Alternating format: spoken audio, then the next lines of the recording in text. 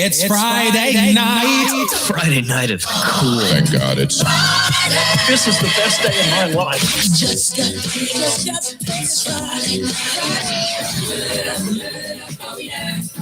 Friday night. I'm in love. We got to do something. Absolutely. You know what we got to do? What are you gonna do? We're gonna go out and party. for the first time in my life, I feel like there's hope. Shock Talk Radio. Uncensored. And live. Cave Crew Radio.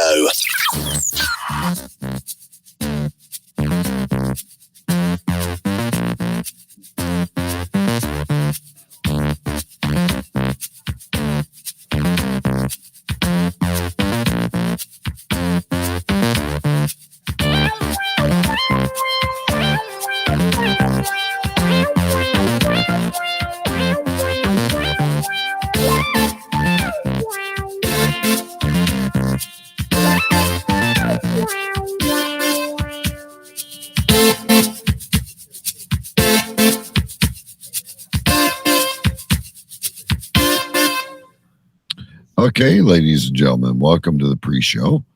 My name is DK. Big B is here. I am.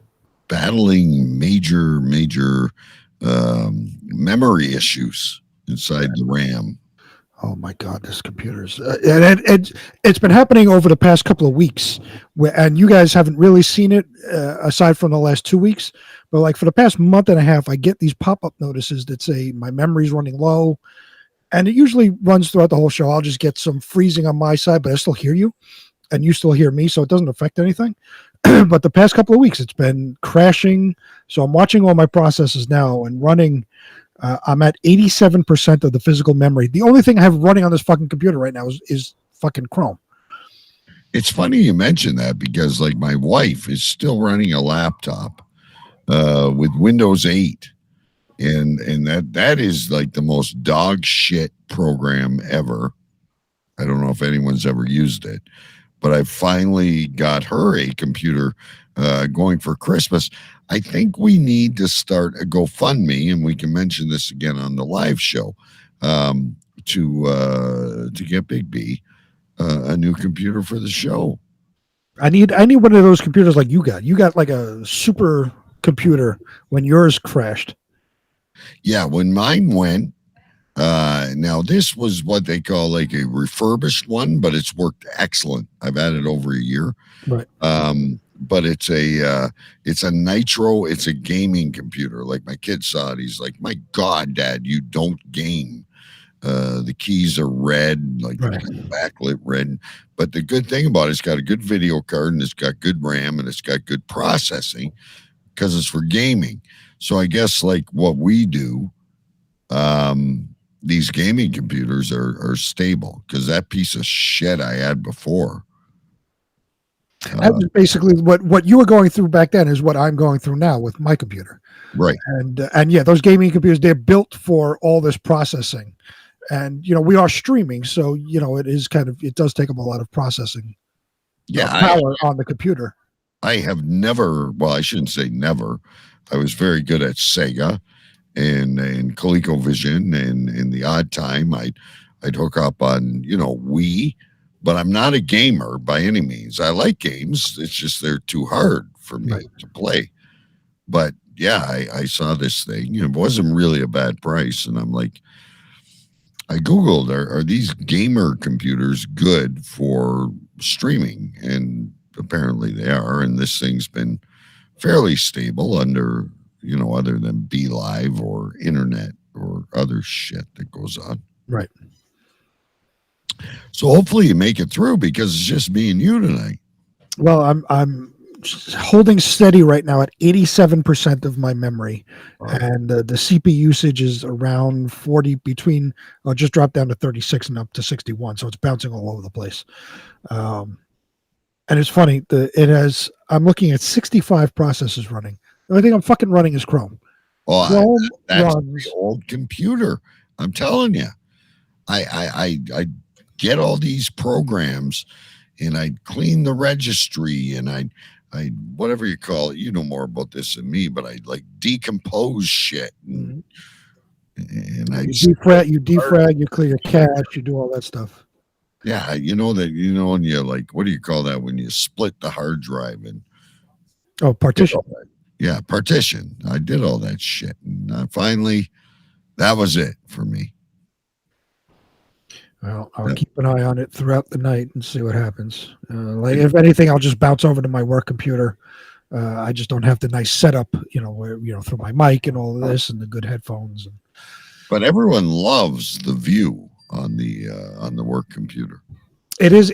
I always get questions like whenever I have a ton of meetings because we work remotely. So I have a ton of video chats that I have to go to every day, and same background that you've seen. That's where I work.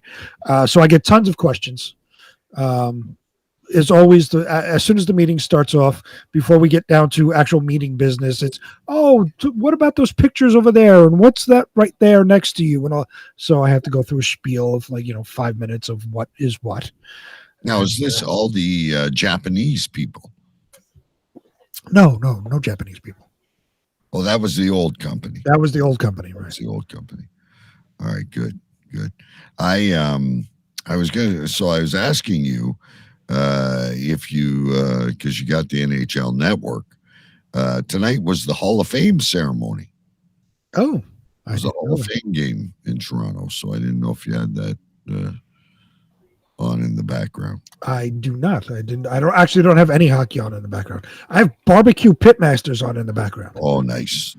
I can't wait for my new smoker. I looked wonderful. I was just, I watched the video of it that when you sent it over to me, and I'm curious to see. You got it once you get it. I'm curious to look at the wood briquettes.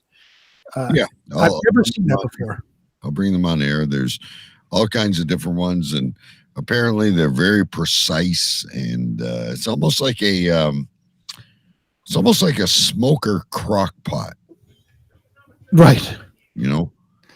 Right. Yeah. Well, I have a gravity feed smoker, which is electric too. So it's the same idea where you just set the temperature and you kind of just let it go, and it's got a control fan that stokes the fire for on its own. So it's kind of the same idea. I'm a little nervous about the winter, but people tell me you get your smoking done, and it takes a little bit of practice, but a little bit in the oven at the end. Mm-hmm. And it still turns out really good. Nice.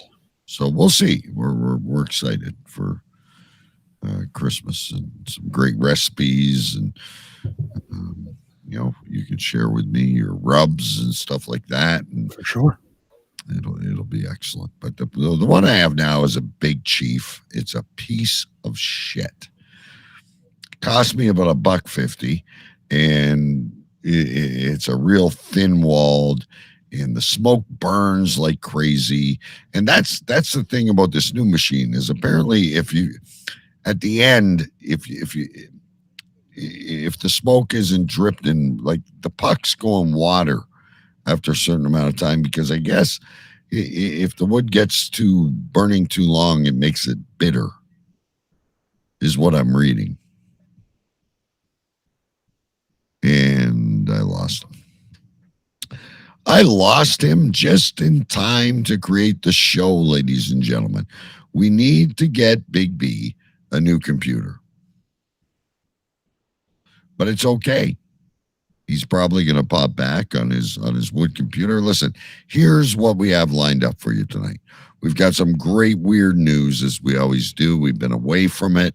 So, of course, we've got some good stories coming up.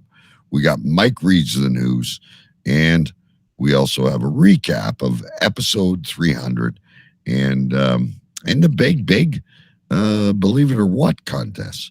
So I'm going to get this stuff out of here. I'm going to set us up on a new agenda, and we are going to start the show live. So I guess if there ever was a time for Big B to crash, now would have been the time. So here we go, ladies and gentlemen. We are live. Air traffic control, bring in New York. Roger that. Bring in Canada. 10-4. Gentlemen, we have liftoff. 10, 9, 8, 7, 6, 5, 4, 3, 2, 1. Warning, Will Robinson. This program contains bad words. Use caution If easily offended, enter at your own risk. We are back. Cave Crew Radio, Season 8. Always On cavecrewradio.com. There was a time when the world turned their back on men. Men with a dream and savage yearning within them. Legions compelled by passion that knows no boundary. A consuming flame that defies possible explanation. Battling the forces of domestication, they find the courage to band together to experience the awesome power of these men.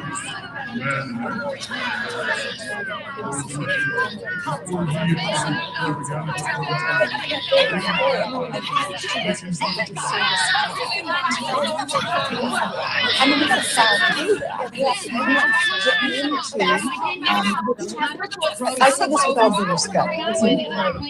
Shut up! Shut up! Shut up! Shut up!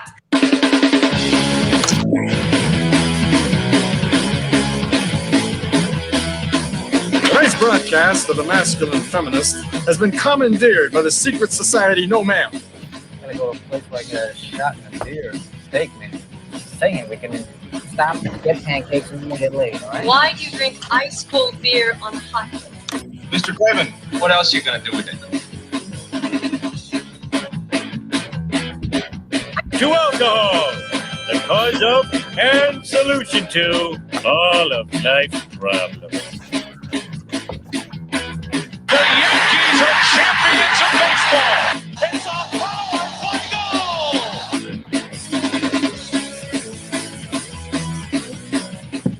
Cave Crew Radio.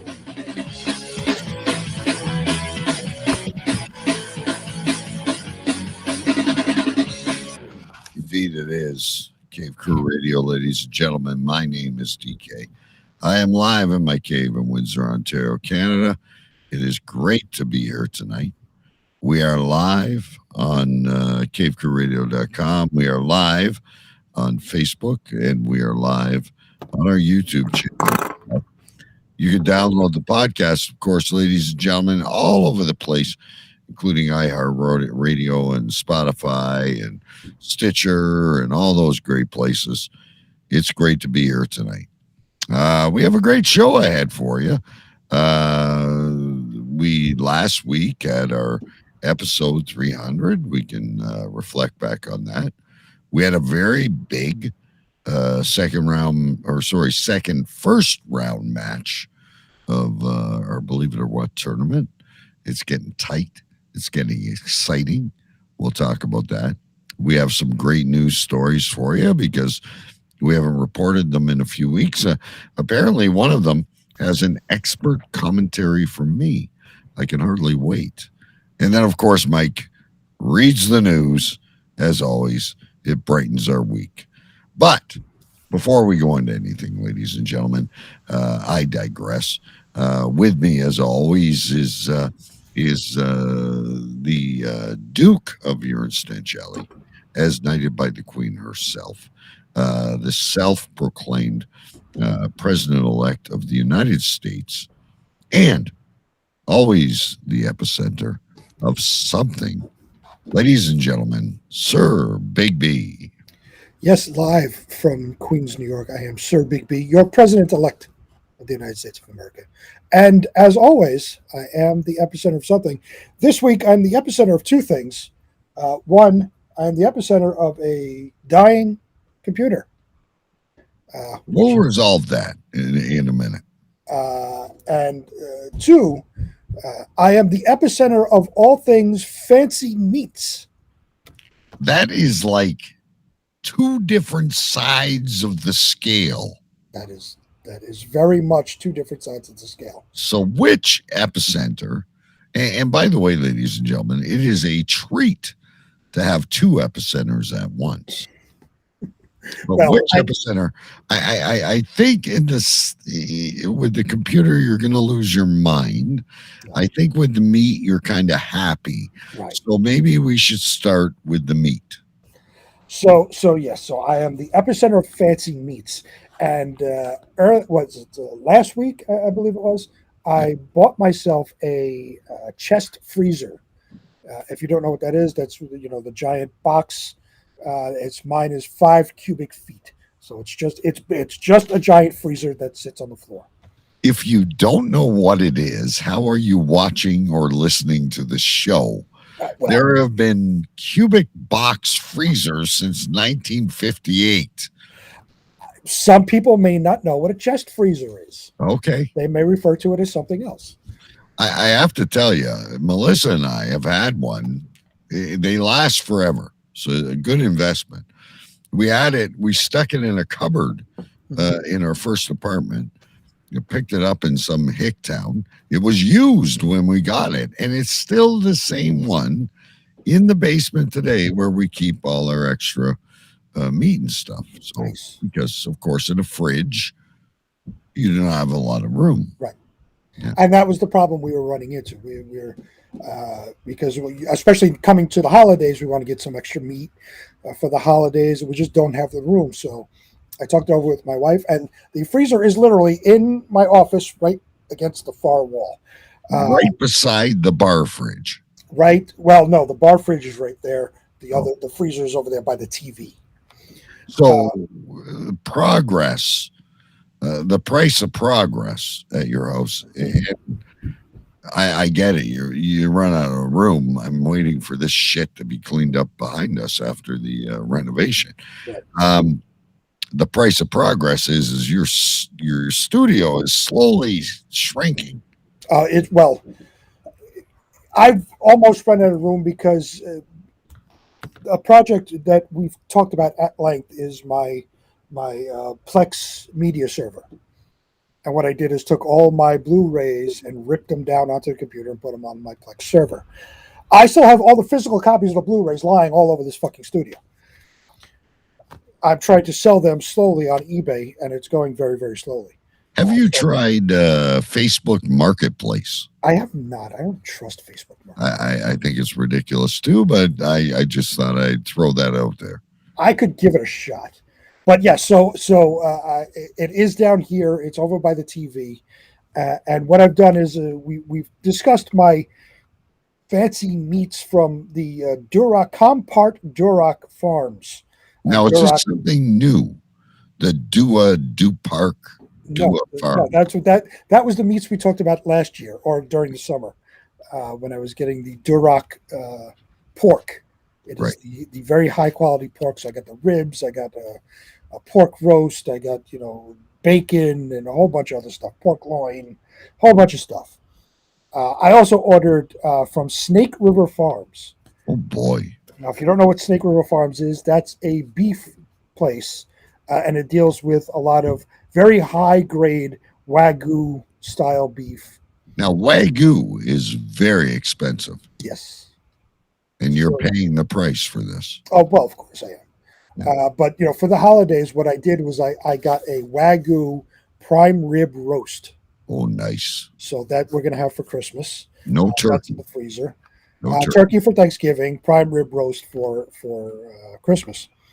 I got some steaks in there. I ordered, it comes with the hot dogs and some filet mignons and all this Wagyu chopped meat and all of this stuff. So I got that in there. There's a Wagyu hot dog?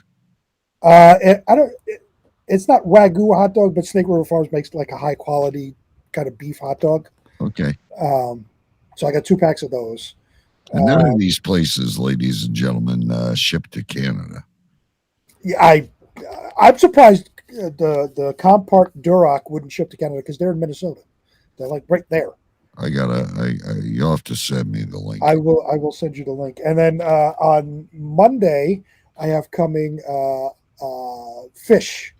I have salmon. I got cod, sole, shrimp. I got a bunch of fish stuff coming on Monday. And then later on during the week, I have 12 Cornish hens coming. Oh, a Cornish hen. That is going to be because we split Christmas. We've always done this because my wife's family does Christmas Eve and my family does Christmas Day. So we basically do 2 Christmases. So for my wife's family for Christmas Eve, we're going to do the Cornish hens. We're going to I'm going to make a rack of ribs. And we're going to have like a little. I'm glad you're doing something extra because I once went to it was like a dinner theater that my wife brought me to. And I ended up going for a hamburger. They served us these Cornish hens and this fucking salad that is something I would pick out of my garden as weeds. And I think I got 3 little circles of baby potatoes. Very beautiful to look at. Probably a picture of it in some museum. But like a Cornish hen is like, you might as well eat a squirrel. It's very, very small. Yeah. So each person gets their own Cornish hen.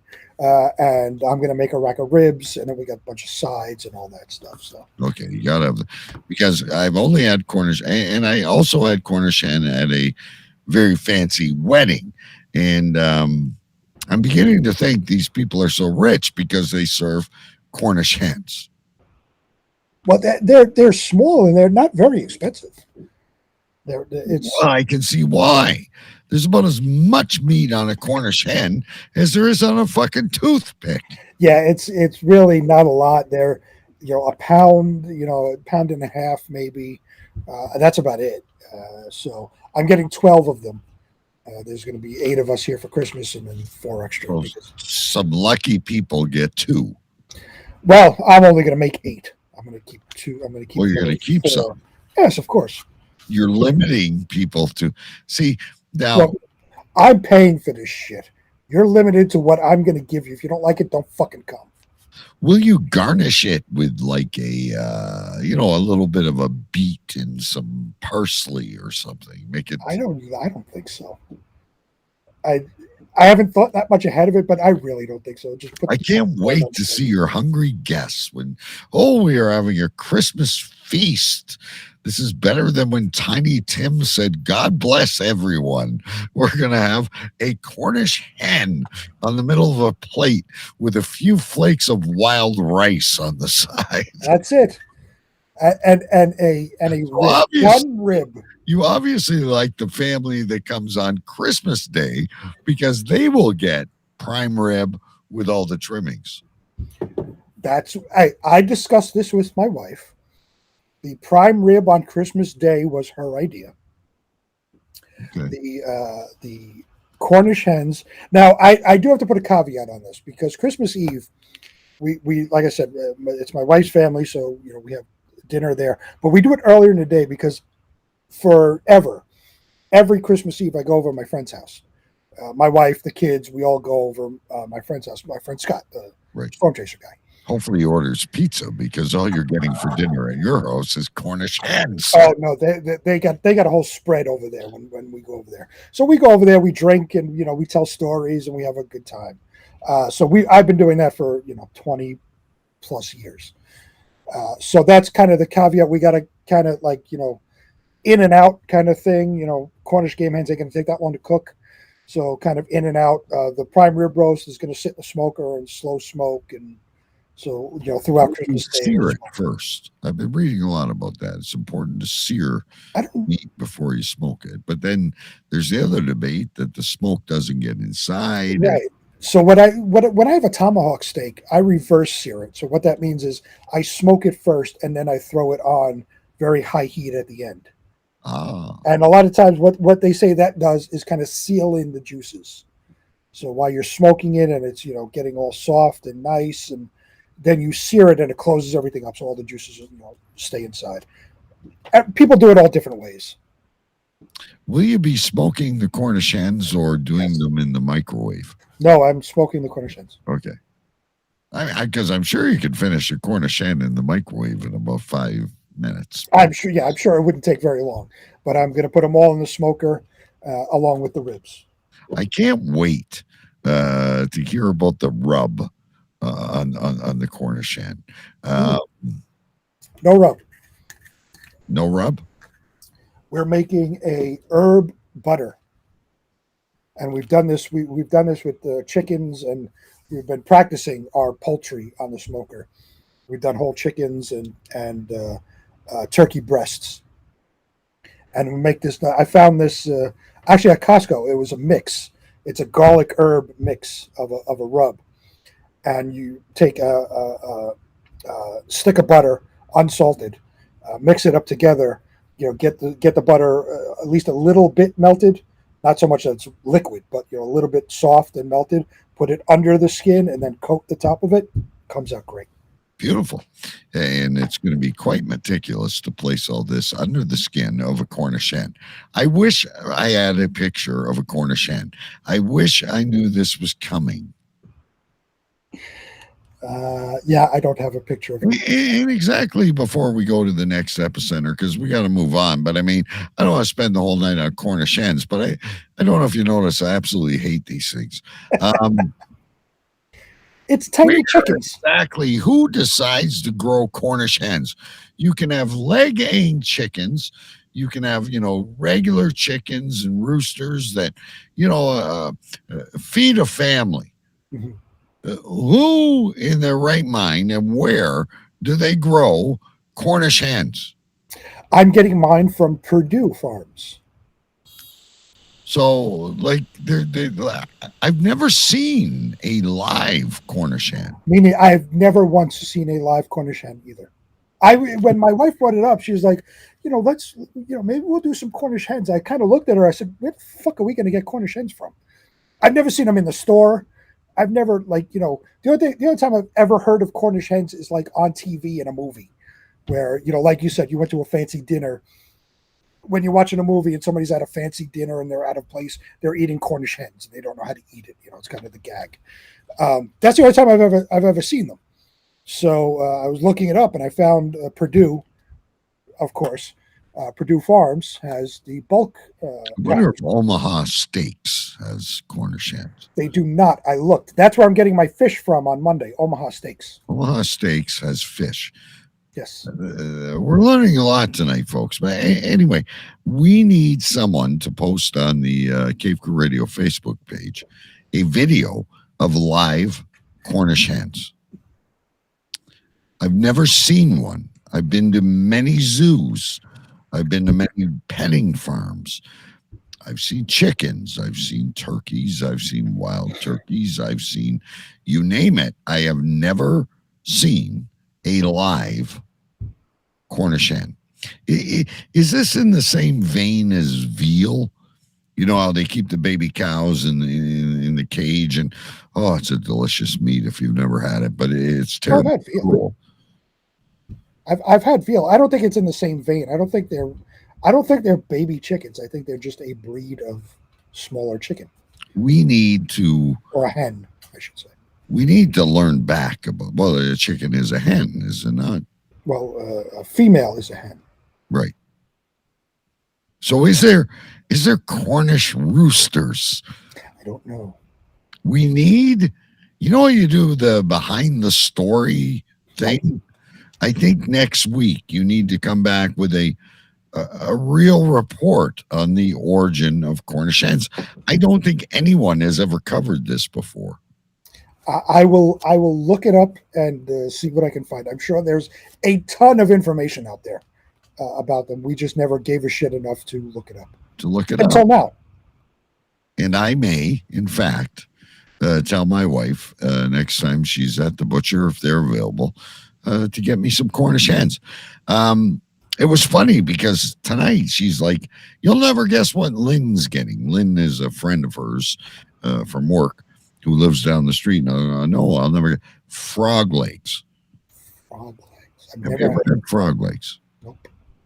If you don't imagine what you're eating, they're actually not that bad. I've heard that, of course, everybody says everything tastes like chicken, They but I've do. heard that they actually do taste like chicken.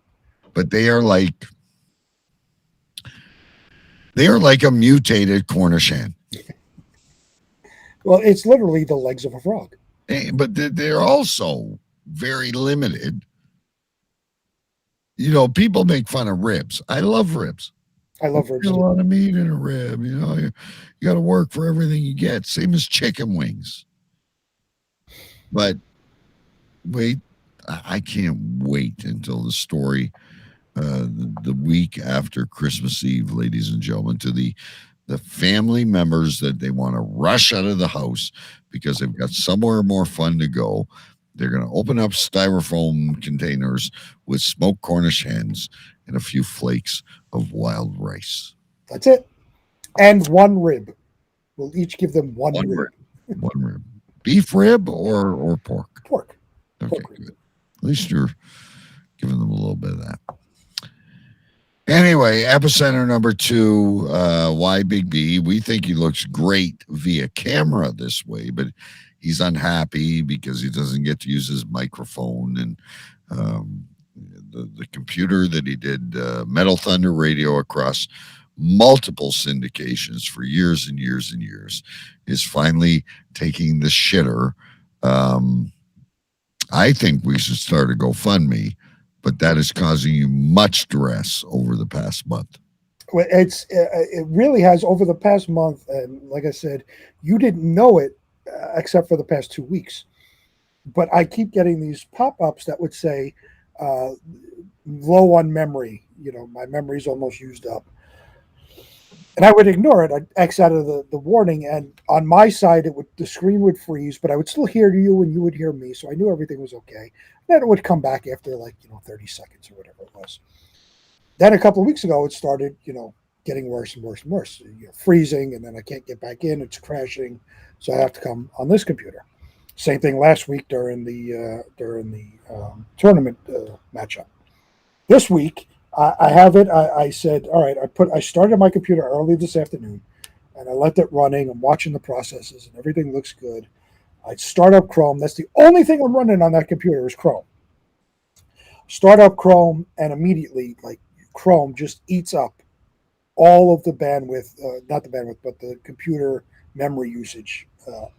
And I'm just watching it go up. And while we're doing the pre-show, it's sitting at 87%. I said, all right, it's stable. It's just sitting there. It's not moving at all. 87%. Cool.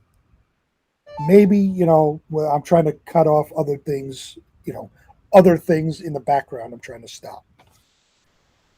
We start doing the intro. You start coming in on the intro. It skyrockets. It's got to be the video coming into you or something. Yeah, it has to be because it skyrocketed 99%. My screen went white, and it sat there. I had the spinner, the spinning wheel, just sitting. It's still sitting there now. It's because I haven't X'd out of it. I haven't bothered to shut it down. So I had to come over here. Obviously for those watching and listening, it was seamless. But I had to run over here, and this is my work computer. So this back here, this background is what people see at work. And for those of you that don't know, I went through this with a piece of shit, and I got a gaming computer.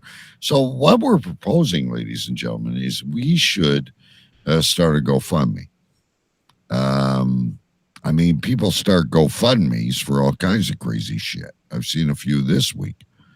Maybe if we start a GoFundMe on cavecrewradio.com, we can at least raise a substantial amount for you to get a decent computer to continue to do the show. That would be wonderful. Because will, that computer, I have to say, and I built it with a friend of mine, and we were both laughing at the time. We built it. We got parts from Amazon. We built it very cheaply, and like you said, we were doing Metal Thunder Radio at the time. And it worked. It worked for years. This is, I don't know how old that computer is.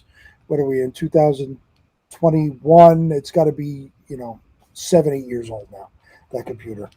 And it's run. It's done its thing. But it's dying now, and I can't even fix it. I can't. I can't fix it. It's beyond fixable. We need help, ladies and gentlemen. We need, and we will advertise the GoFundMe next week. We need to raise enough money to get Big B a new computer. And like I said, there are so many stupid, ridiculous, absolutely asinine shit. I see people trying. I get it when someone dies and you got to raise money for a funeral. Okay, I'm not slapping GoFundMe. I get it when you're doing a Kickstarter and you got a great idea for a movie or a video game. But come on, folks. We've all seen these GoFundMes. You know, I need a new microwave, or I don't know. I've just seen a billion of them, and they're fucking stupid. My electric bill is too high. Yes. I need help to bail my murderous son out of jail. Right. Or I watched Cave Crew Radio, and I was going to serve spam for Christmas, but I need to buy some Cornish hen. That's a perfect. That's a wonderful reason to start a GoFundMe. Yeah, but no, I remember we covered this one story. I don't know if you remember. It was probably, I don't know, 2, 3. Remember the guy that did the GoFundMe for his potato salad recipe? Yep. He ended up getting like an unbelievable amount of money. It was a joke. I think he gave it all to charity after, but it was sometime around that ice bucket challenge. Mm-hmm. I remember, and people pick up on like the stupidest things. Like you said, people will have like legitimate, we need to raise money for a funeral, and nobody will right. will donate.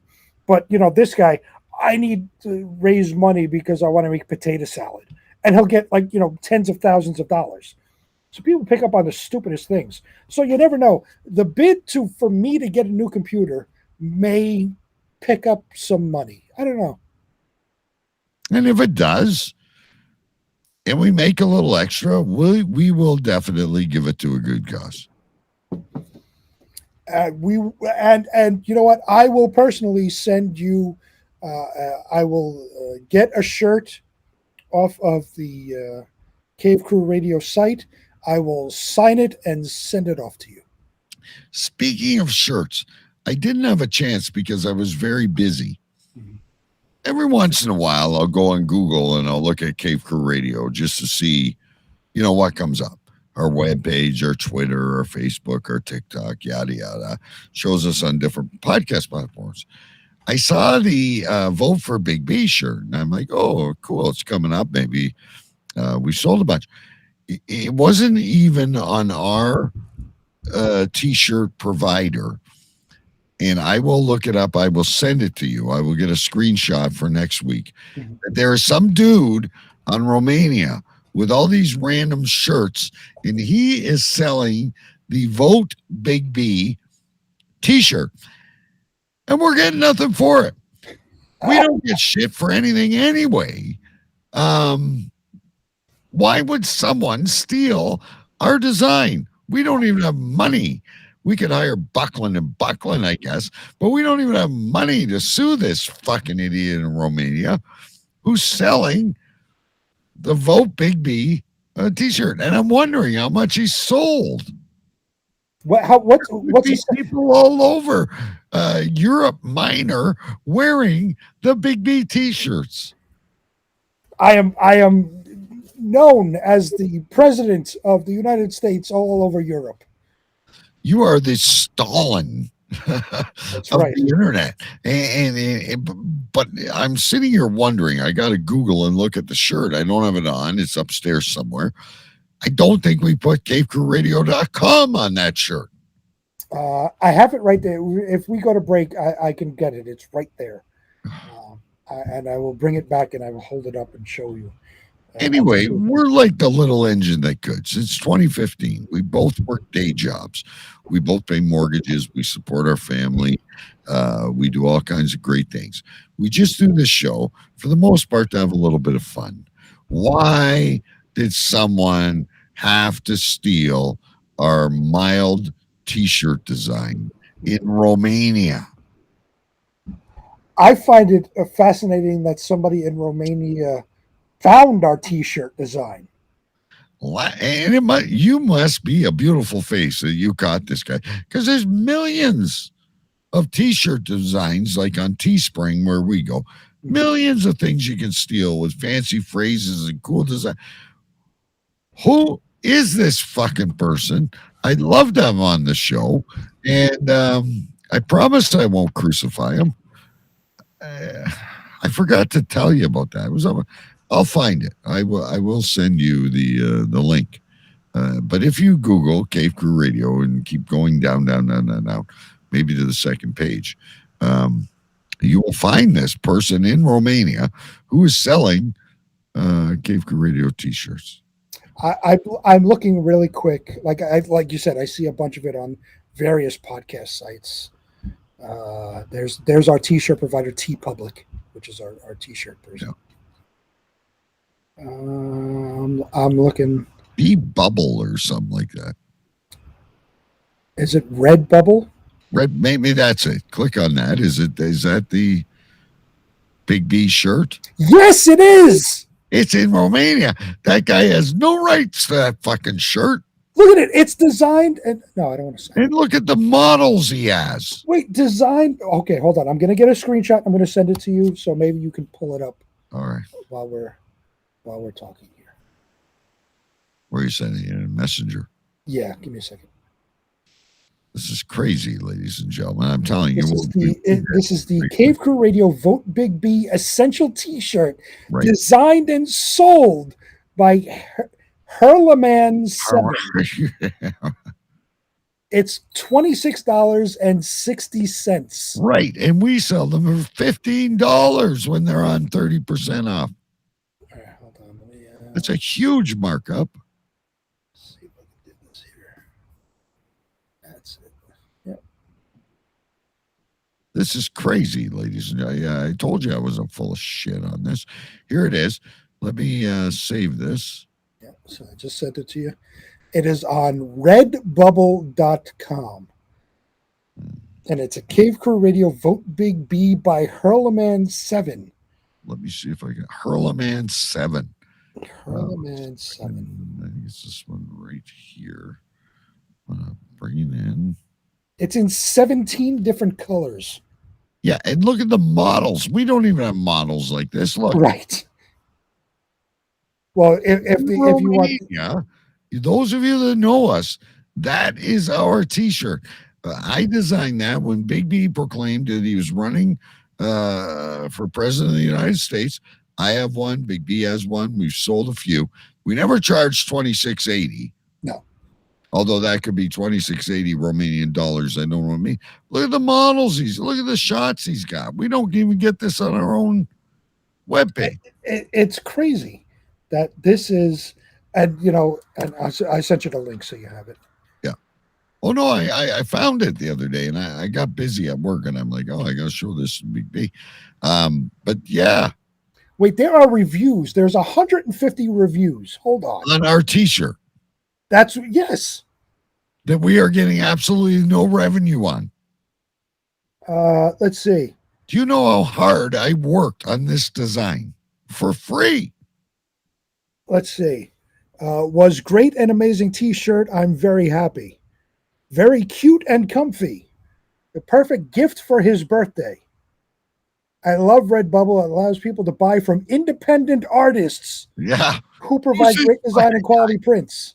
Can we message him? I don't know. Very good. I would order again. Perfect fit. Great shirts. Essential T-shirts. True to size. Whatever. Shirt fits great. It's all about, it fits great. Anyway, ladies and gentlemen, we will get back to this. You can buy a Cave Crew Radio T-shirt. He doesn't even carry the full line. Just my shirt. And then you look down at his other designs, and they're all like in a price stall from everybody else. I'm curious if I can get somebody about this. I'm curious if I can get somebody to send a cease and desist. Okay, work on that later. Listen, we got. He's in Austria. It's in. Oh, Austria, not Romania. Okay. It's in Gmund. I don't know, Gmund, Austria. Yeah. I don't think we should waste our time. We are now posing a cease and desist to perform for him to attend the highest court of urine stench jelly. Oh my goodness. Okay, don't spend too much time on that. We got a show. So last week we had our 300th episode. It was a lot of fun. We've gone through a lot of shit, and right out of 301, we're going through some more. But we had a very big round of Believe It or What. And for those that missed it, we need to update it. And here's your result. Congratulations to the winner of the Believe It or What Round 1 contest, Jason Scott. Jason Scott versus... Congratulations to the winner of the Believe It or... I'm using your computer. Anyway, the second first round match, horizontal Scott Morris versus Jason Scott. What a match. 22 questions. 11 rounds. Questions, 22 rounds, right? 11 rounds. 11 rounds, so 22 questions. 22 questions, 11 rounds. And it was literally, I'm looking at the scorecard now. It was literally back and forth the entire thing. Not like, when Amanda faced off against Eric. Eric jumped out quickly, 2-0. Yeah. This, it was immediately 2-1 after 2 rounds. Jason Scott tied it at 2, went ahead 3-2. Scott Morris tied it up at 3, went ahead 4-3. Jason Scott tied it up at 4, and then won 5-4. Yeah, and it dragged. But I mean, the suspense. Jason Scott accusing us of asking too many American questions. But he got them right. Producer Scotty, probably the most vocal of I'm going to win, I'm going all the way. Maybe if he sat up, his brain would have worked a little better. This guy was literally lying on his side, ladies and gentlemen, doing the show. There's videos of it on the Cave Crew Radio Facebook page and Twitter. It's on the homepage. You can watch it. Very bizarre gentleman. I'm still trying to understand. Rights to the cat and the dog after a relationship breakup. I'm still trying to understand. So he says he lives in a boarding house, like a rooming house. So he's got a room. Why does he have to lay down? He never explained that. When I asked why is he laying down, he went on this thing about he broke up with his girl and all of this and the cats and the dogs. That doesn't explain why you had to lay down the entire time. Why are you lying sideways? Are you in like an attic? Do you have are you in some kind of place like in Tokyo, like we see on the Travel Network? I have no idea. And there's combination locks on the doors. You don't have your own locks. And before the show, he's telling me I might not make it. I'm walking around getting food. He's a great guy, ladies and gentlemen. We were going to have him on the show just to have him on the show. I don't get it. I don't know. There's so much to unpack in his story. If you don't know, going back to, and I don't even know him that well, obviously you know him much better. Yeah, he was strange then, but he's gone much strange. Well, from what I remember, going back to the Double Talk Radio days, is he was on Double Talk Radio. He was one of the contributors. He was a producer, and then he got fired before I brought in the gay guy to replace him. And he was from Seattle, but lived in Pennsylvania. And then when I got to know him through this show, he had like 9 cats, but they all lived in the kitchen. You got to know as well, when he met Violet Illusions, I'd love to track her down. I have no idea. They met on Second Life. So we've heard of people meeting on various dating apps, Plenty of Fish, jailbird.com, whatever, farmers.com. They met on a virtual reality avatar. It's like The Sims. It's called Second Life.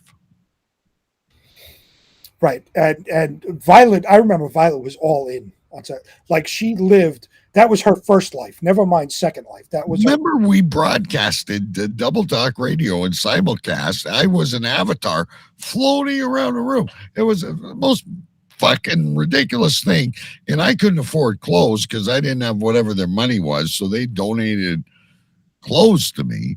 Yes. And we literally, people, well, they weren't people. They were fucking avatars. I was like I was playing Dragon Ball Z or something. These people would come and sit in this virtual hall we were in and listen to Double Talk. It was very disturbing. I remember, and because I was a fan of Double Talk Radio and I wanted to see what was going on, I created a character in Second Life, walked around for like 5 minutes, and immediately I got hacked. So I just turned it off. I couldn't be bothered. It was weird. It was a very dark and weird part of my life. Yes, ladies and gentlemen, I was once a broadcaster on Second Life. Very strange. I remember that. But that's where they met. So he moved from Seattle to Pittsburgh. Mm-hmm. I think he was her fifth husband, or wait. This is new. They were married. Well, I don't think they were married, but they were common law. Really?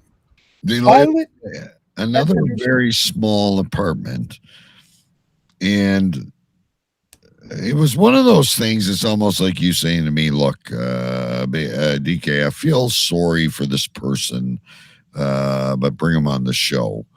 And yeah, fuck yeah. There's another probably 3 or 4 years of that show, which is terrible audio because we didn't know what we know now. And anyway, yeah. I didn't know that they were together. Yes, they were a couple. Wow, I did not know that. And then they split, and they were both kind of involved. That whole show was a kerfuffle. But it was fun. And of course, I had the gay guy. He was one of the most beautiful co-hosts I've ever had in my life, DJ Chris. Yeah, it was a great show. But amazing.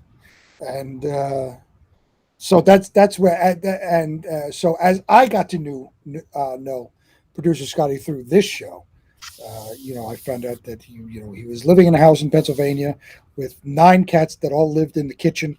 They were not allowed to go anywhere else. Once he came on to visit us, when you met him, he'd moved in with this Angie, who's now he's broken up with. He works at a Get-Go, which is like a gas station retail store. And we've pranked it before, and that's why this Angie hates us. And anyway, they would keep the cats and the dogs in the kitchen, so they were unable to cook. You remember that? Yes. And I never got a good answer as to dogs you can gate, right? But cats can jump over the gate and go wherever they want. How did you keep the cats in the kitchen? I never got a straight answer. I look, as far as I know, they lived in an apartment. They had like 9 of each. Like in Canada, we have bylaws. There's a limit to what you can keep in the city. Right now, I have 1 dog, but I had 2. You can have 3. I have friends that have 3, but you can't have you can't have chickens running around the yard and a bunch of cats and dogs in the house. Right. It becomes unsafe. I'm sure that house was very unsanitary. Can you have Cornish game hens running around the house? I want to have guinea pigs and Cornish game hens and start they have those, we've covered these stories before, where those fighting roosters. Cockfights. Yeah. I want to have game hens, and I want to train them, and I want to have guinea pigs, and I want to train them. 2 of the most probably docile animals on the planet. And I want to have killer matches between a Cornish hen and a guinea pig. You will start your own underworld gambling, illegal animal fighting ring. And I will go on Twitch and I will go on YouTube. And even though we try to provide high quality entertainment week after week after week, I guarantee you, if I put a webcam on 4 Cornish hens in a box in my basement, I'd probably get more views and more excitement than this show generates. Well, people, wasn't it a fucking camel or whatever it was with the camera where there was the giraffe that had the baby? Giraffe, that was it. Yeah, the giraffe that had the baby, bigger than the Hubble telescope. Like, people are weird nowadays. People love that. I mean, that got thousands and thousands of views, and for the most part, it was just a giraffe standing there doing nothing. I might end up on Judge Judy, but I think I'm going to start a Cornish hen cam. Now, Cornish hens are very big and they must not take a lot of room. So if I find a room in the house where my wife doesn't go to very often, I get a cardboard box, I get some wood shavings, and I imagine Cornish hens eat carrots and shit like that. And I'm going to get a Logitech and I'm going to broadcast 24/7 my pet Cornish hen. Nothing would make me happier than doing this show one day. And you get the stairs behind you. I always see your dog come down. Yeah. I would love to see a Cornish game hen come hopping down those stairs. We are going to, this is our mission, ladies and gentlemen. Big B and I are going to report back next week. There's got to be places you can buy Cornish hens. I know a few farmers around town, and I'm going to get a fucking Cornish hen. I don't know. What do you keep them in? An aquarium? Well, no, you can't let them run free around the house, would you? You wouldn't keep them in an aquarium. Well, what would you like? You're going to let the Cornish hen waddle around the house like your cat and dog? Well, you would keep it in the same thing you would keep a chicken in. You would make have to make a Cornish game hen coop out in your backyard. Ladies and gentlemen, the Cave Crew Radio Cornish hen. Even if we don't keep it because we're both in the city, Big B and I are going to adopt a Cornish hen somewhere at some farm. We are going to make a deal with the farmer that he cannot kill this Cornish hen. Mm-hmm. This Cornish hen will be royal. We will name the Cornish hen, and this Cornish hen will become part of the show. It will become down tonight. I had no idea that I was going to proclaim this, but tonight I am. It will become the official mission to have a pet Cornish hen. It will become the official Cornish hen of Urine Stench Alley. It will be the hen of Stench Alley. Because it'll be so damn cute. Is it? Because how do you know? How do you know it's going to be cute? All you've ever seen is it featherless and dead on a plate. How do you know it's going to be cute? Like big chickens, you're like, go lay a fucking egg, or I'm going to have Kentucky Fried Chicken with you. Cornish hens have got to be cute. We are going to pick up on the Cornish hens next week. We were not prepared for this. But anyway, ladies and gentlemen, still 2 round 1 matches left to go. 2 good ones. Isbia versus Dr. Mike Devine. The winner will face Jason. And then, of course, Afka and CJ Ripka, if he can remain sane enough for that long, to face Amanda. It's going to get very interesting once we have those 2 matchups. Because then if you look at it, like, let's say CJ Ripka beats Afka. You have this odd matchup of CJ versus Amanda. That's just an odd strange matchup. Yeah, very strange. And then I think either way, whether it be Isbia or Mike Devine facing Jason Scott, it's just a weird matchup. They're all from all of them have crossed our paths, but not together. Right. It's like time traveling. It's like Twilight Zone. It could get very, very interesting.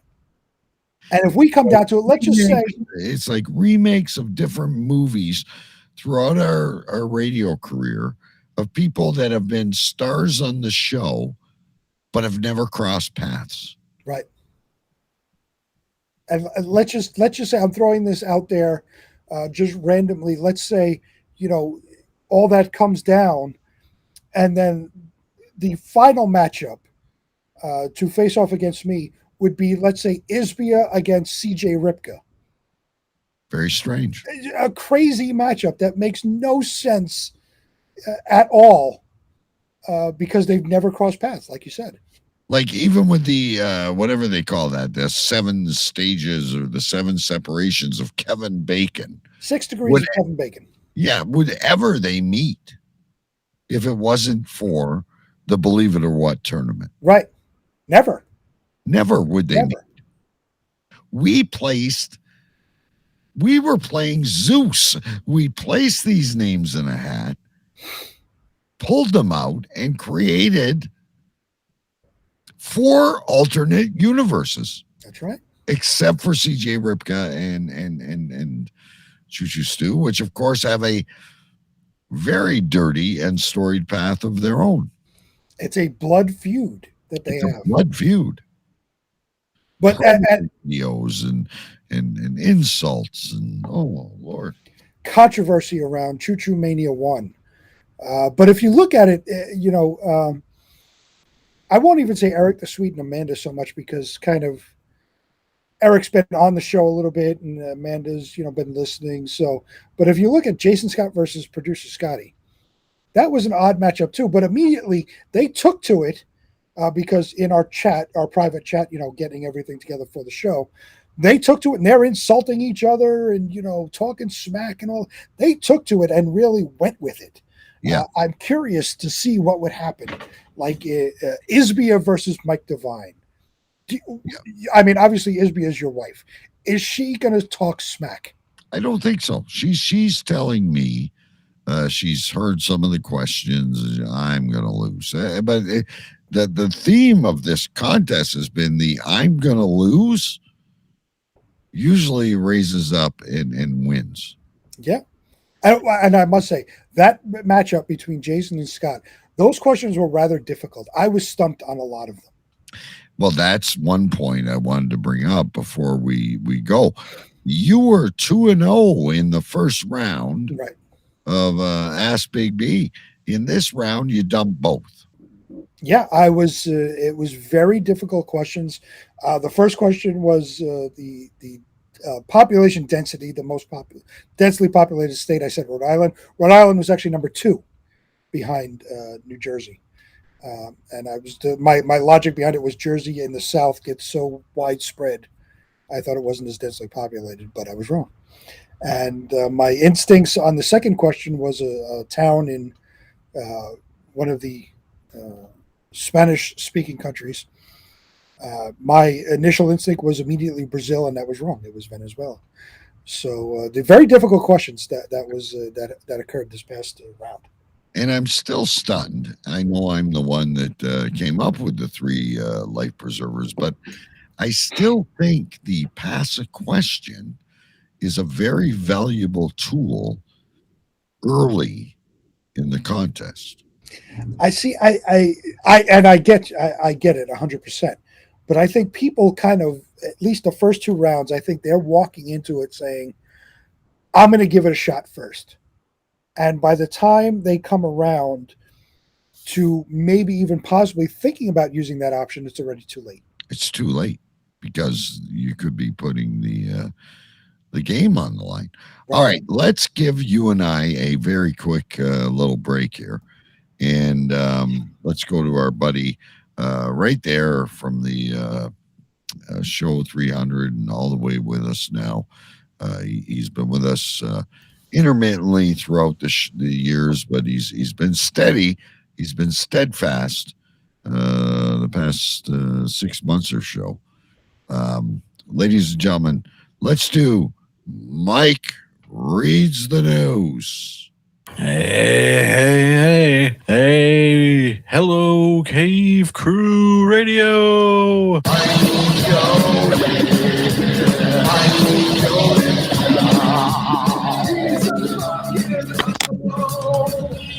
How the hell are you guys? Yes, it is now time for Mike Reads the News. All right, in our lead-in story, the McRib sandwich is back at McDonald's. No thanks. What was that meat anyway? Is it even meat? My worst popcorn page on Facebook is kaput. The last 3 movies up there, Dementia 13 and Night of the Living Dead, along with recently blocked by Disney Rocky Horror Picture Show, are all unwatchable. Motherfuckers. Rapper Jay-Z quit Instagram Monday after he signed up. Dude got over 1.5 million followers and just quit. Why'd you bother? The Cleveland Browns released Odell Beckham Jr. He was really good for a while, and not so good now.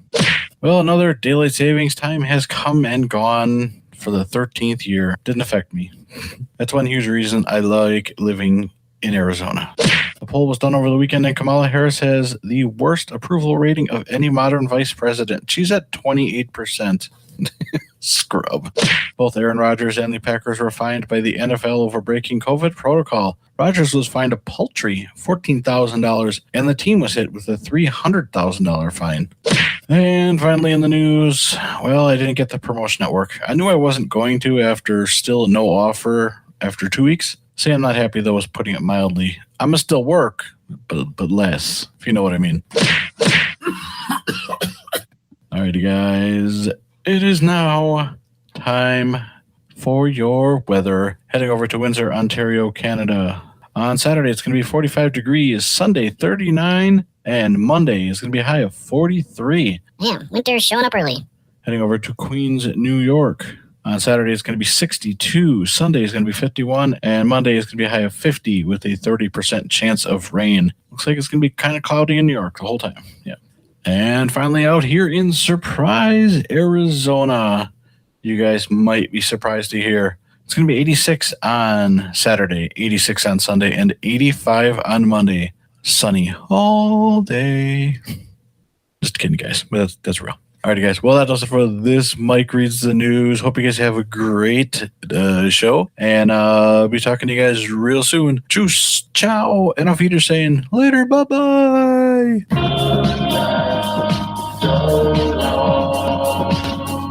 I really am jealous of the weather there. Well, he's going through that. That's like a cold spell out in Arizona, 86. I really want to retire down there. Not necessarily Surprise, Arizona, but and where I live in Canada, they've already had, inches of snow in other places. I'm like in the southern, I'm surprised I'm colder than you are because we're normally very parallel. But, I love summer.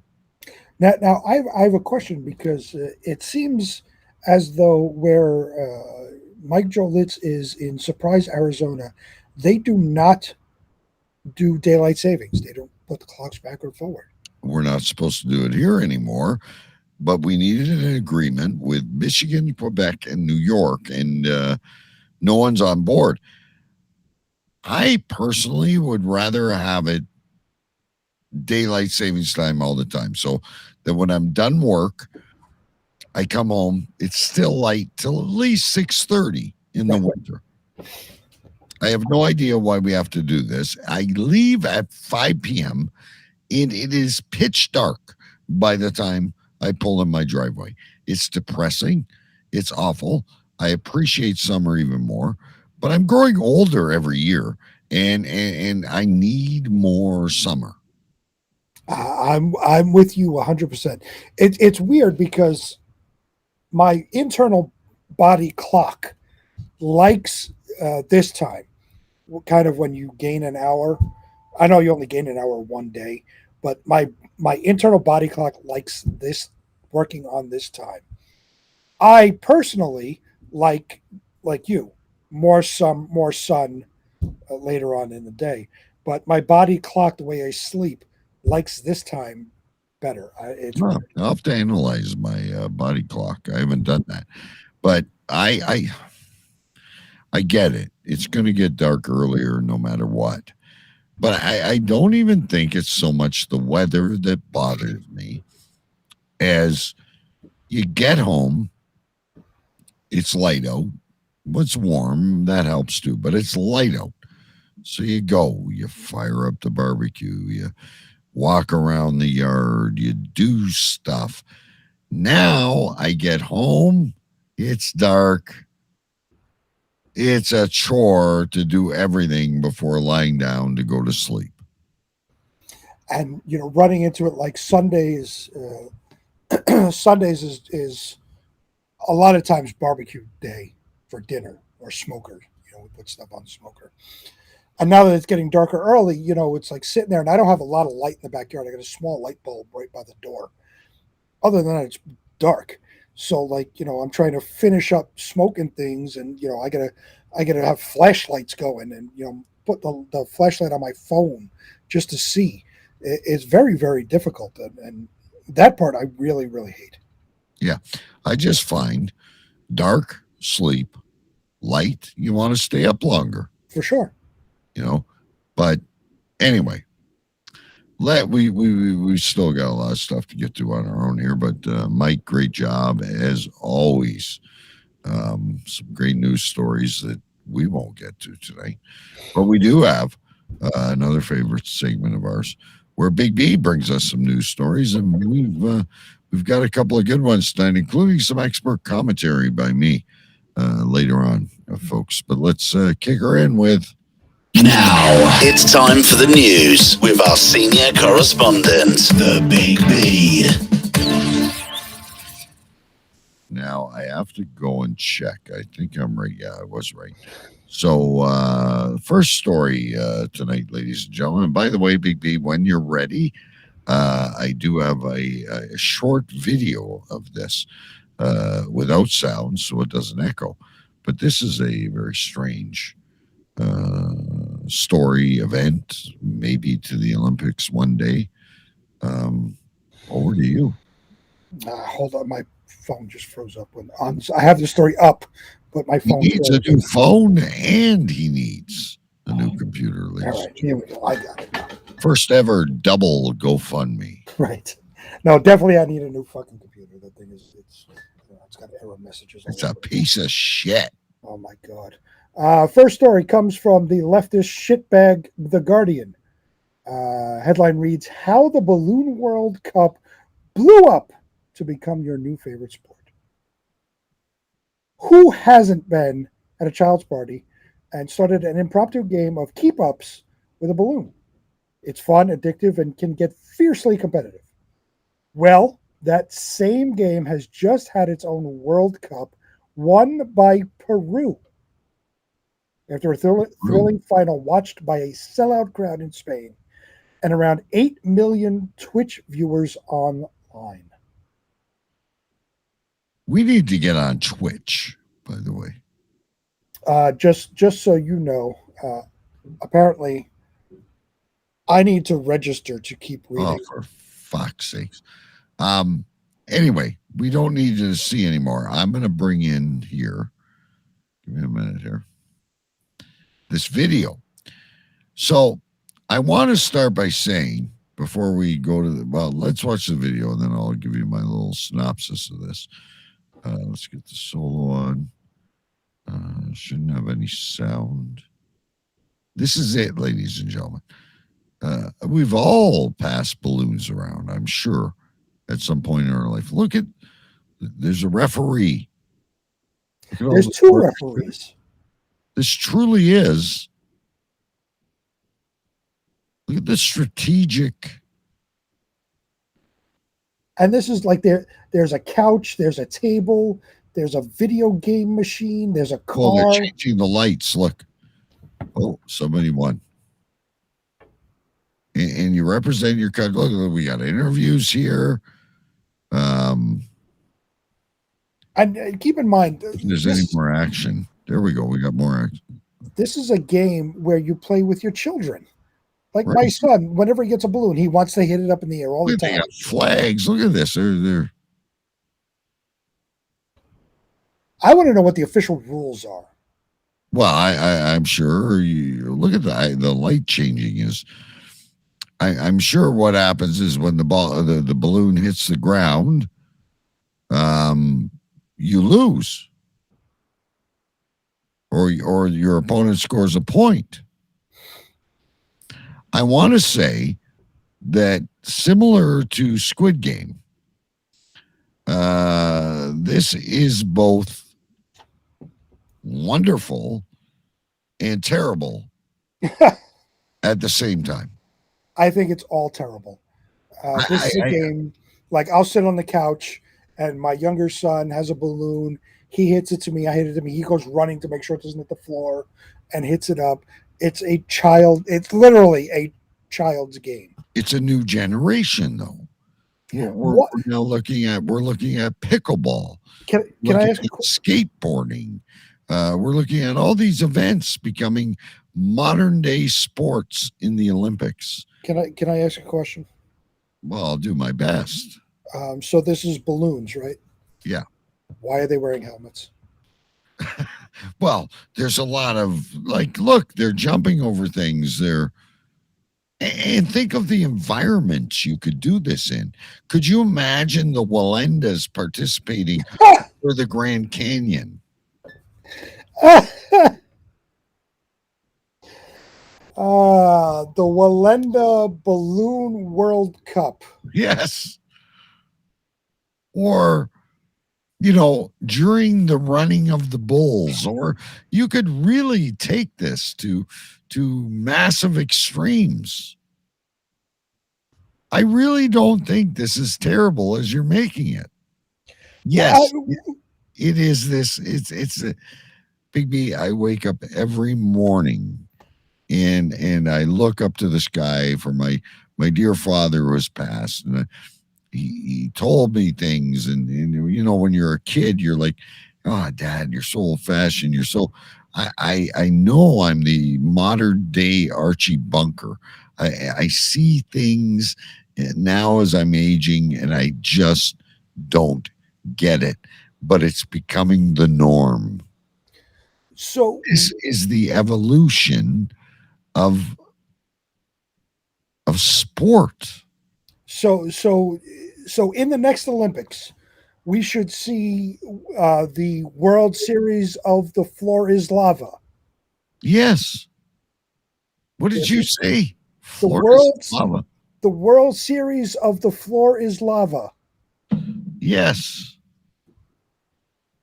You know that game? That's if nobody knows what the Floor is Lava is, that's a game that all little children play, where they can't step on a certain spot because it's lava. So they have to jump on the couch and then jump on the chair and then jump on the table and whatever it is, because the floor is lava. Is this kind of like step on a crack, break your mother's back? Something similar to that, but in the house. Like when you're outside, I remember that all the time. Step on a crack, break your mama's back. You can't, you got to almost do like hopscotch to get around the house.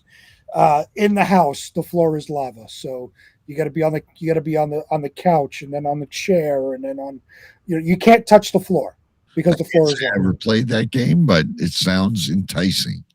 The World Series of the Floor is Lava, ladies and gentlemen. Ecuador and Croatia in the gold medal matchup. Now, here's a part of this story I really didn't understand. It was created by the guys in Peru. It was a smash hit, 8 million viewers on Twitch. It took place in Spain. I don't know. Who in Peru contacted a studio in Spain and says, listen, I know the rain in Spain falls mainly on the plain. Right. Can we do this balloon contest here? Well, remember the the cartoon John Diller brand thing. Whatever. Yes. The Danish John Dilbrand, with the huge dick penis that never got erect. Yeah. So somebody had to come up with that idea, and then somebody said, "Yes, I'm all in." Right. Somebody in Peru came up with this idea for the balloon thing, and somebody in Spain said, "Yes, I'm all in. Let's do it. Let's do this." That's how these things happen. It's not because it's a good idea. You and I are like we're not on the ball. We don't have our finger on the pulse. We need to think outside the box when we come up with these ideas. I often thought we did, but we've never made them to fruition. We've never gone into the Dragon's Den or the Shark's Tank and presented this and said, "Look, we need $50,000 for 18% of our company to do this." So here's what I'm thinking. You need to give up your dream of pickleball and hop on the Balloon World Cup thing, whatever it is. I think I could do that. I think you could represent Canada very well because you get to wear helmets and jump on a car. And over coaches. And you know what? I was actually pretty good at beach volleyball when I was a younger man. They have beaches in Canada? You're like landlocked. Yes, there's beaches in Canada. We have television in Canada, and we also have electricity in Canada. Really? I thought when did this happen? I thought this was a conversation from like 15 years ago. I could do this. I would want to not represent Canada. I would want to march in with my 15 Cornish hens behind me. As a independent representative. I don't know, Big B. I don't think this is easy as you make it. You're hitting a balloon. It's not like it's coming down at the speed of light. It's a balloon. It doesn't go very far. It doesn't go very high. It goes that way slowly. If you can't hit a balloon by the time it hits the floor, there's something wrong with you. I think I could see this in the Special Olympics. It would be a wonderful event in the Special Olympics. Alex Cardinelli versus what's his name, McDonald.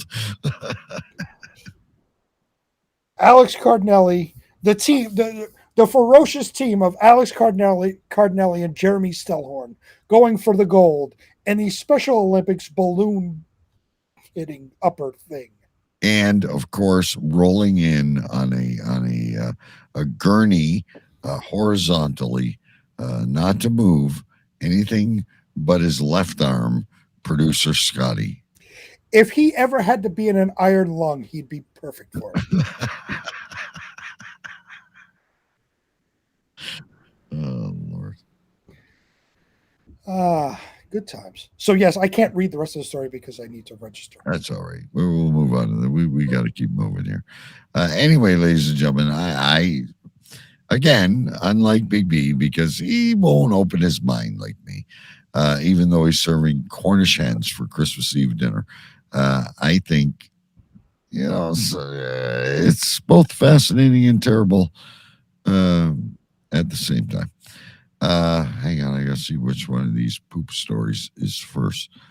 This is a good one, actually. I think this is actually very scientific and very interesting. Hang on, now my screen is jumping. We had this one here. The diapers in space. This must have been a big problem. Well, this coming from the New York Times. The headline reads, "The toilet on the Crew Dragon capsule was out of service. The crew had to use diapers." Last week, the SpaceX Crew 2 capsule was all clear to make its trek back home. But one thing stood in the way, its toilet. While the vehicle had been cleared to return to Earth, the toilet remained offline for the duration of the trip. The astronauts needed to go if the astronauts needed to go, they had to hold it or use astronaut-grade diapers built into their flight suit as a contingency. This is awesome. Astronaut-grade diapers. Astronaut-grade diapers. I don't know if Pampers makes that. Maybe Loves or Huggies. I don't know. Of course, This brings me back. I know you got to read the story, but this brings me back to a question we asked many times. Whose job is that? How do you end up in that department? Yep. And what do you put on your resume? I want to know, in this specific instance, how do you test it? How do you know that the astronaut grade diaper is enough to be able to hold shit in space with zero gravity? Gravity. Again, this is not a bullshit story. This gets interesting when you pull back the layers of the onion. Right. It says, of course, that's suboptimal, but we are prepared to manage that in the time that we're on board Dragon on the way home. K. Megan MacArthur, the Crew 2 mission pilot, said during a news conference. The acorn-shaped capsule is somewhat larger than a minivan on Earth. It doesn't have a proper bathroom. Instead, it has a toilet device with a tube and fans built into one of the spacecraft's compartments that creates suction to ensure waste goes in the right direction in the weightlessness of space. Does that mean all kinds of shit floating around Mars right now? Does that mean it's basically a suction tube you stick up your ass to pull the shit out? It's like a solar enema.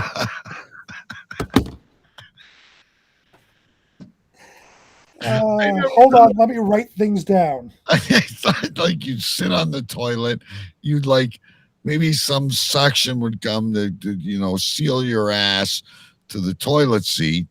You would go and it would evacuate like an escape capsule or something. Oh my God. Yeah. It still brings me back to the fact of I'm in charge of engine failure. You're in charge if an asteroid hits the outside of the shell. Is it going to be resilient enough? The light, the gravity pulling down. How are we going to get this thing to Earth? Who the fuck is in charge of astronaut grade diapers? Oh. And who brought this up in a boardroom? Can you imagine that being so proud? Like, I work for NASA. Really? Are you a rocket scientist? What do you do? I'm in charge of space diapers. Yeah. I am the potty police. In September, SpaceX detected a leaky toilet on another one of its capsules during the flight of Inspiration 4, a 3-day orbital journey of private astronauts that didn't dock at the space station. A tube from the capsule's toilet that funnels waste into an internal tank broke loose and leaked the fluids into a fan, which sent urine throughout an area beneath the capsule's interior floor. So basically, piss is flying everywhere. Piss is never mind the balloon floating around. The floor is lava. You thought they were absurd. Apologize now. Ladies and gentlemen, we have piss fan in space. When SpaceX engineers discovered the flaw, they instructed astronauts on the space station to inspect their Crew 2 capsule. They found similar traces of urine beneath the interior floor, which worried officials that it could corrode some of the capsule's aluminum parts and pose a safety risk for the return to flight. Houston, I have a problem. I can't return because our floor is full of piss. I have a new idea for our next audio drama. Trying to come home with a pissy floor. We always thought in NASA, we have landed on the moon. Houston, we're in trouble. We think about all these weird things that could happen in space. Never once did we think a urine fan spewing urine into the aluminum would cause. Do you think this is actually what happened to Apollo 7 or whatever it was? It's very possible that there was urine throughout the capsule and it weakened it and it exploded. We're all worried about the Kennedy documents. When are they going to release all this stuff about Kennedy? I need to know, was there a department, but when we landed on the moon, for astronaut grade diapers? Is this one of those things like Area 51? It's just been a no-no until this came out, thanks to social media. It has to be, because nobody ever talked about it. You never wondered. Well, I'm sure people wondered, but it was never discussed how you went to the bathroom in space. Nobody ever brought it up. No, it was never a thing until people now. are floating around like this, waving at people. So surreal. This is so cool. They're actually probably shitting themselves while they're waving to the cameras on fucking Good Morning America. Little bits of nuts and corn just floating around.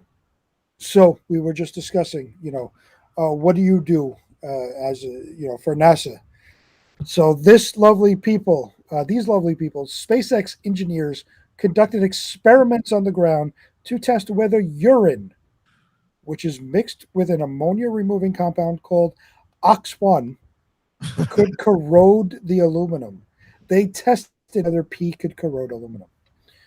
The parts sat in a chamber that mimicked the humidity conditions aboard the space station for an extended period of time. From the experiment and inspections of the Inspiration 4 capsule, SpaceX found that the urine OX1 mixture had little effect on the aluminum parts because of the heavy coats of paint on Crew Dragon that are a great blocking agent to the liquid. We learned that the liquid evaporates within just a couple of days. You learned something new, ladies and gentlemen. Urine evaporates within a couple of days.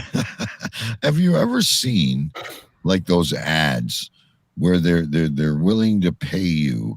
We're looking for 25 individuals between this age group or this demographic.